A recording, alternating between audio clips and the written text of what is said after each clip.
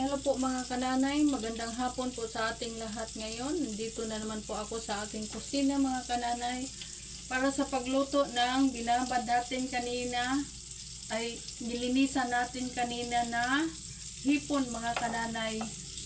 Sa ngayon, nag-iinit na po ako ng butter para ito po ang gagamitin natin panggisa mga kananay. Butter po ang gawin nating panggisa. Next po ay lulunurin na po natin ang bawang. Halu-haluin po natin. Lagyan po natin ng konting durog na paminta mga kananay. Para po medyo maanghang po siya. Ayan po mga kananay.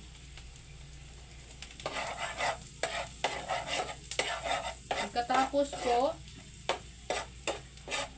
isusunod na natin yung minarinate natin sa hipon mga kananay.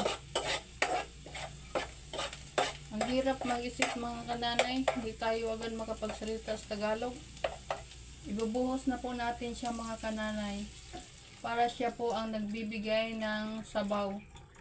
Pakuluin po natin. Pakuluin po natin muna mga kananay.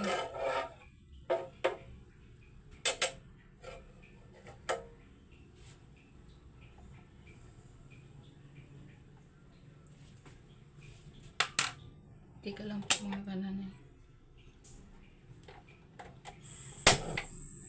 Ayan po, malakas na po ang kanyang apoy mga kananay. Pakukuluin pa po natin siya mga 5 minutes mga kananay. Lagyan po natin siya ng konting asin para pampalasa mga kananay.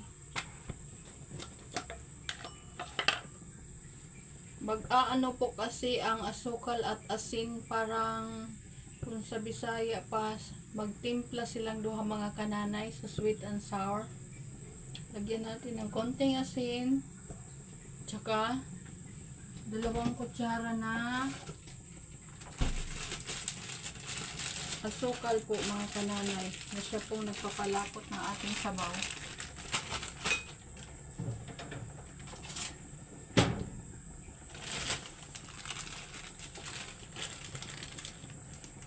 Lagyan po natin ng asukal po.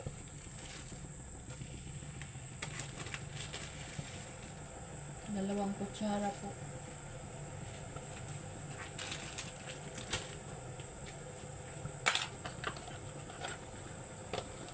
Tapos po, haluin lang natin. Ayan na po.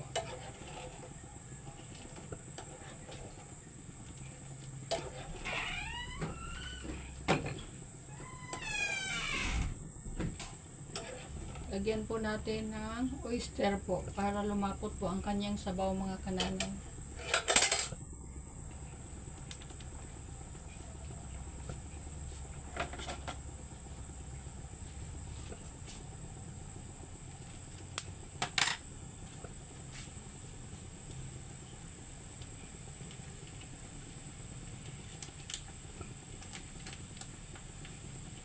Pampadagdag sarap po ang oyster mga kananay.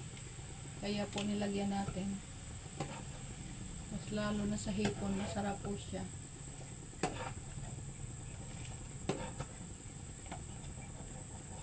Lagyan po natin ng konting bitchin mga kananay.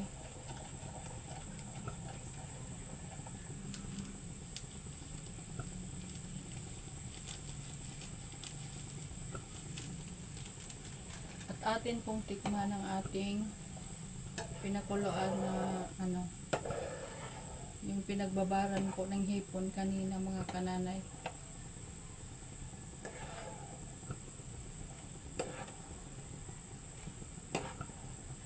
Tikman na po natin mga kananay.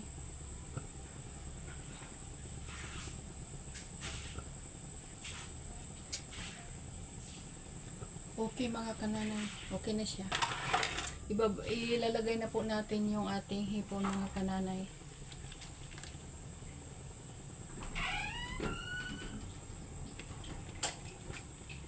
Masarap po ang sabaw.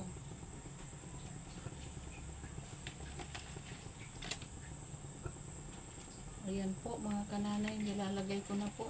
Lahat na po ito, ilalagay na po natin. Para isang lutuan lang po mga kananay.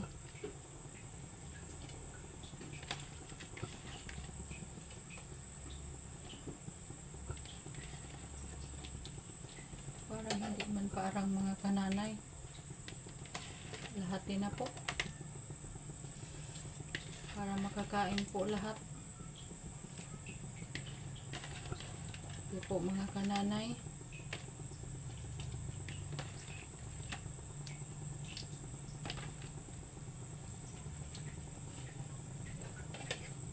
Pakuluin pa po natin ang maayos mga kananay.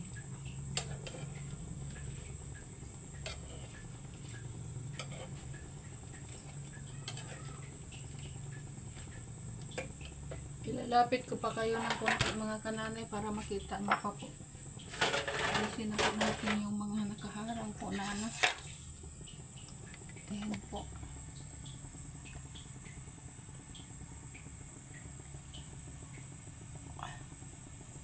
Ayan po siya mga kananay.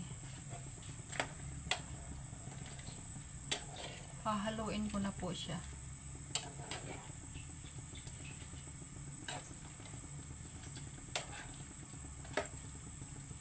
Madali lang naman po maluto ang hipon mga kananay. Para panghapunan na po ito. Dala na po pang umagahan kasi marami po ito mga kananay. 1 kilo po ito mga kananay. Medyo natatabangan po ako mga kananay. Dagdagan ko po ng konting asin. Konti lang. Rock salt po yung ginagamit ko mga kananay.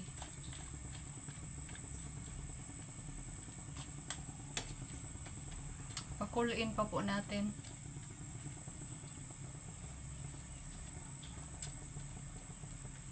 Okay po.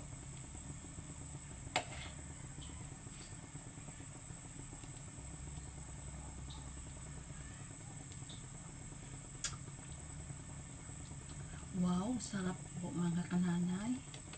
Sarap po. Sarap-sarap po mga kananay. Ganyang lasa po ang gusto ko sa hipon mga kananay. Butter po ang ginisa ko sa kanya mga kananay. Okay po mga kananay.